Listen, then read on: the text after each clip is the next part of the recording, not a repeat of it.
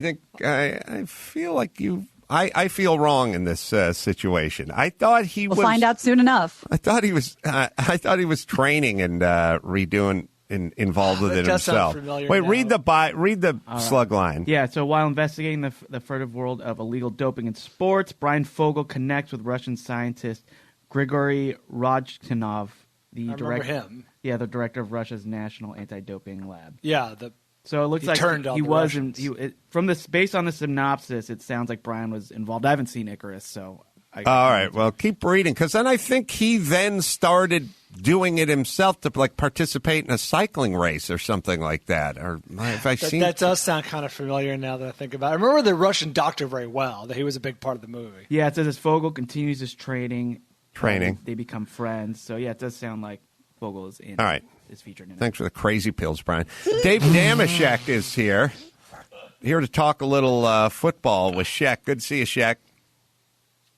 Unmute. This is my favorite version of Shek. Shek is. Jeez Louise, sorry. Listen, I got so excited. You guys are talking about Tom Brady's on the dope. Is that what he's on? He's not. He's That's not. It was implied. What you were heavily implied.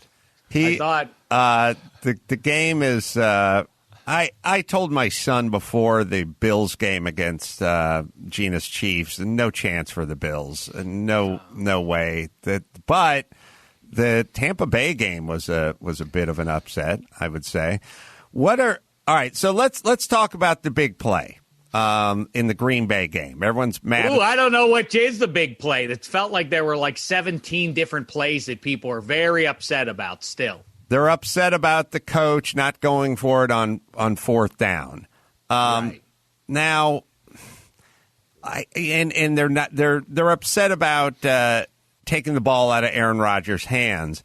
I would argue that Aaron Rodgers could have helped his case a lot if he just tucked it in and ran on that third down play. Even if he got to the 3 or 4 yard line, that's a much easier putt than 4th and 9. And him trying to stuff the ball in between double coverage was just a bad decision on his part. And I think the coach kind of did it a little bit based on that. And if he just tucked it and ran, he may have scored, but he probably would have been stopped inside the 5. But then that's a much easier fourth down conversion. Shek, thoughts? Yeah, I mean, overall, I felt like Rodgers outplayed Tom Brady, who nevertheless we have to anoint the all-time GOAT, not just in football, but in all-time sports, I think. I think he's now ahead of Michael Jordan, and I don't know, people have tweeted at me, no, you're forgetting about blank soccer player. I'm like, get out of my way. Wait, didn't Bill Russell win 9 straight championships? I'm not. All right, I'm sorry. I didn't answer Ace's question, and now I've opened it up for Wiseacre ball to jump in. That's not a Wiseacre. That's Bill Russell fact. Bill Russell played in I mean, that was 50-something years ago at a time when there were 8 total teams in pro basketball. They had a Wilt Chamberlain. That shows you how important pro basketball was in that era. There were 8 total teams in it, and they only played 2 rounds. This lionizing of old people. Bill Russell was great, but let's not get crazy about how tough it was to win a title when Bill Russell won those titles. Anyway. Ace, yes. That's the answer. You're exactly right. We can bellyache about LaFleur kicking the field goal, and there's a debate to be had, and he probably should have gone for it. But yes, Aaron Rodgers, you're underselling it. He should have run the ball into the end zone.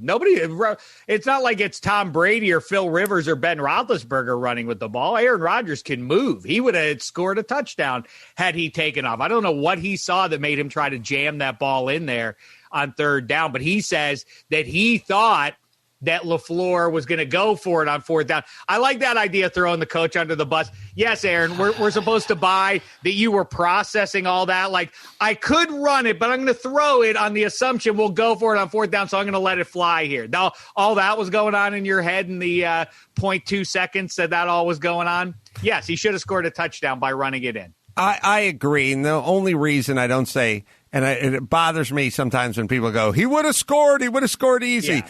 The NFL defense, they're so fast. Mm-hmm. And how many times have you seen a guy look like he had a free lane to the end zone and some 4-3 guy just lit him up? Like, they close so fast. That door slams shut so fast once they figure out you're running. It's true. Also, the thing that's crazy about the NFL is a guy will be at the 2-yard line with a full head of steam. He's like, oh, he's going to barrel into it. No, he is not barreling into the end zone. He's going to get lit up. So I don't know if he would have scored. He would have got inside the 4. Well, if you could look at it, everybody has seen the replay a bunch of times. We see it up in front of us right now. I mean, there's just nothing in front of Aaron Rodgers. I hear you that those defenders can close you out pretty fast, but at minimum, he gets down to like the 1, so it's 4th and goal from the 1. I agree. With the game on the line. Yeah, and also they do a lot of he should have won for it. Like, I don't know what the percentage is on 4th and 9 and a 2-point conversion, but that's a pretty low percentage. I invoke it all the time. One of your most enduring sorts of hypothetical things that you have thrown out is, what would the other team not want you to do? That is really. I thought the exact same thing at the exact same moment. It is exactly what would they not right. want them to do right now? What is it that the other team fears you doing more? Do that. That's what you should do. And that you said that forever ago. And it really is the math that should be applied. And do we feel like the way things are going, based on the way our guys are going versus theirs in this city, what do they think is a bad move? That's what we should be doing to them right now. Also, their defense could have got a stop. I mean, it was, 3rd and longish. They got called for defensive holding. The flag came in super late. I don't know where you guys are at with this, but what happened to uncatchable ball? I feel like that's right. That you ball, rarely see that. Yes, that signal the ball's uncatchable or whatever. Well, when you saw it, so it's 3rd and I don't know what it is, 7, 8, 9 or whatever. The receiver does the slant. The defensive back grabs the end of the jersey and kind of stretches it out. It's probably more visually damning than it is sort of practically damning. But the ref sees the guy's outstretched jersey. You definitely have some defensive holding there, but the ball sailed. I mean, that ball really sailed. And in a situation like that with so much on the line, I would have liked them to examine whether they thought that ball would be catchable, because that was the end of the game right there, and the ball seemed uncatchable, and they have the rule. I don't know why they didn't. Exactly right. Break it down. You said the same thing. You said the same thing I said in the moment. Like, all right, fine. So he grabbed them one, and as everybody else has pointed out, there were a number of times you could have called PI during the game, but all of a sudden, with 2 minutes left, that's when you decide to flag it. But that the bigger issue to me was there's no way he could have caught that ball. So what are we even looking at there? Do you guys think, I'll throw this out there, with the advent of Odell Beckham Jr. and et al., all of the incredible one-handed catches and remark, just how the hell did he do that? Like nowadays they're so reticent to even call uncatchable, because what's uncatchable these days? Fucking Odell like fell backwards with a one-handed catch. No, you do have to recalibrate what would have been catchable when we were growing up versus what is catchable now. Right. I'll tell you, if kids are listening, I'll tell you what is catchable: COVID-19. Mask up. Oh, wow. 6 foot distance. That's right. Yeah, we'll watch the play and we'll try to figure it out. You know what? Gina's our replay gimp. Gina, is this ball catchable by an elite athlete? Gets tugged on there.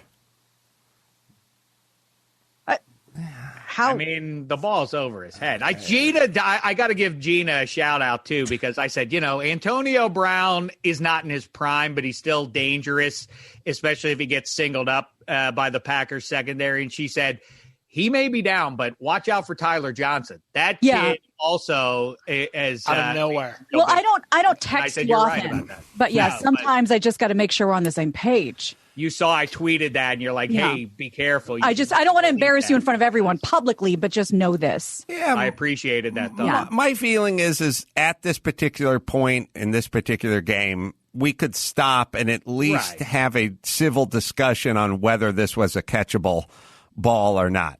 How long must we continue?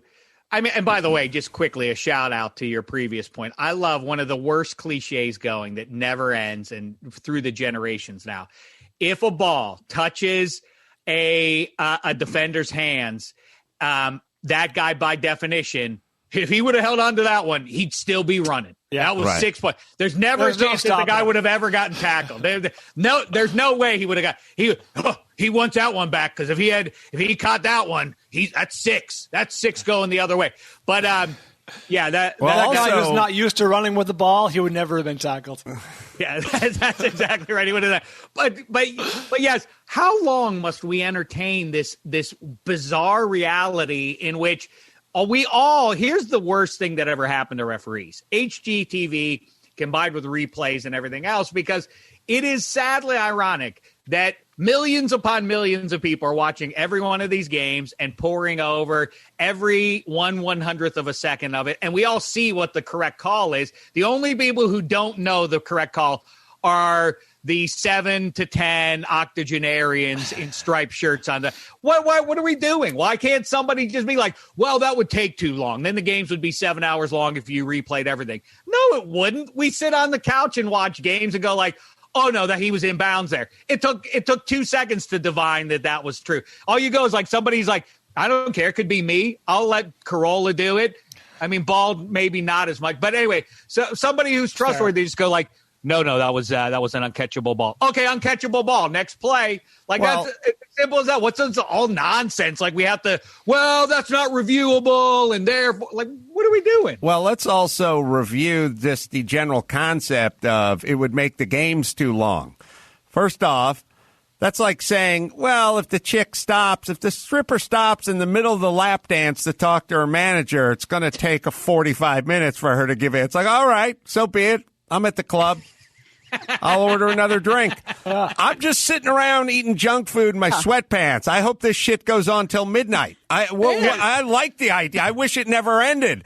You know what's going on? You know what you get when it goes on too long? You get the fucking off season where we all want to kill ourselves. Like, I would be fine if an NFL Sunday, instead of lasting 7.5 hours, lasted 9 hours. That's just more foreplay. I'm gonna have to drink an extra beer 3. Oh, well, I mean, that's humanity. And nachos while we're at. I mean, this is going too far. Reviews and stoppages mean more commercial breaks. Who in the NFL would be opposed to that? I don't know. I can put off the beating of my children after the Rams lose for another hour if it means getting the call right. Here's the other thing that is hard, that bends your brain, talking about looking at trusting your eyes and all that. Here's the thing that makes it hard with Tom Brady is, he wasn't the best quarterback on the field against the Packers on Sunday, let alone a lot of the games you watch Tom Brady play. And yet he's the best to ever do it. I mean, he can't run. I could beat him in a foot race. Literally, I can beat the greatest football player in the history of people in a foot race, and yet he's the greatest of all time. That bends the brain a little bit. It doesn't make any sense.